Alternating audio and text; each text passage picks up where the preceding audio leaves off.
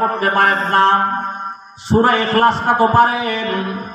এই সূরা ইখলাসটাও যদি আপনি 3 বার তেলাওয়াত করেন, আল্লাহর পয়গম্বর বলেন, মুসলিম শরীফের হাদিস, একবার কোন মুসলমান যদি সূরা ইখলাস তেলাওয়াত করেন, রব্বুল আলামিন তার আমলনামায় কোরআনুল কারীমের 3 ভাগের 1 ভাগ পড়ার সওয়াব দেয়। সুবহানাল্লাহ জোরে বলেন। কোন মুসলমান 2 বার পড়লো, আল্লাহর হাবিব বলেন ওই লোকটা কোরআনুল কারীমের 3 ভাগের 2 ভাগ পড়ার সওয়াব পেল।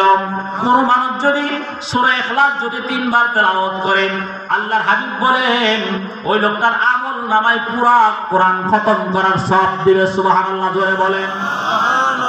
হযরতে আবু যর গিফারি খাদেমে খায়রুল বাশার, खिदमतों में जिंदगी भर ना बनाया अपना घर, खिदमतों में जिंदगी भर ना बनाया अपना घर।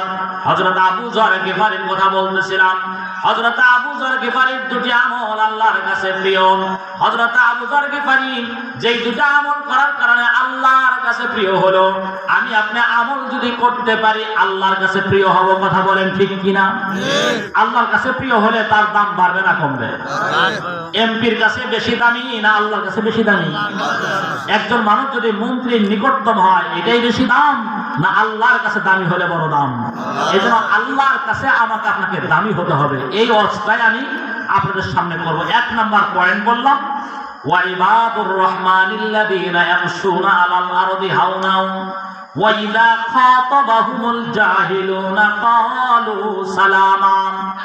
আল্লাহর যারা বান্দা হবে, ওই মানুষগুলোর একটা গুণ হলো, তারা তাদের সাথে যখন মূর্খ মানুষ ঝগড়া করতে আসবেন, ঝগড়ায় লিপ্ত হবে না। ঝগড়া করা এটার দ্বারা কোনো ফায়দা হয় না, কোনো লাভ হয় না।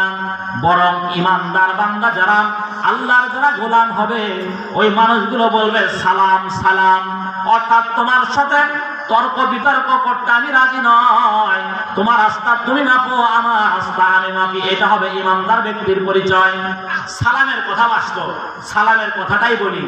সালাম এই যে কত বড় দামি ইবাদত, সালাম দিলে কি লাভ হয়, কি ফায়দা হয়, একটু মনোযোগ সহকারে শোনেন। সালাম বড় একটা ইবাদত। কিভাবে? আপনি যখন কাউকে সালাম দিলেন, আসসালামু আলাইকুম এই শব্দটা বললেন, বলার পরে আপনার ফায়দা হলো কি? হযরতে মুহিউদ্দিন ইবনুল আরব তাফসীরের বিখ্যাত একজন বড় মুফাসসির, তিনি বলেন আতাদরি মাস সালাম, তুমি কি জানো সালাম কি? সালামের অর্থ কি তুমি কি জানো? সালামের অর্থ হলো আমার হাত এবং পা থেকে মুখ থেকে তুমি নিরাপদ। সুবহানাল্লাহ জোরে বলেন। আর আমরা কি করি?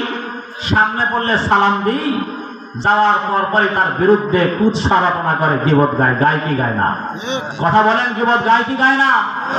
গীবত, 4 দোকানে গীবতের আড্ডা এমন জমে, গীবত করতে করতে করতে করতে আদার ব্যাপারে জাহাজের খবর। এখান থেকে বসে বসে রাশিয়া, আমেরিকা, জাপান, চীন, জার্মান, আয়ারল্যান্ড, ফিনল্যান্ড কোনোটাইকেই ছাড়ে না। আলোচনা করতে করতে ওরে বাবা শেষ পর্যন্ত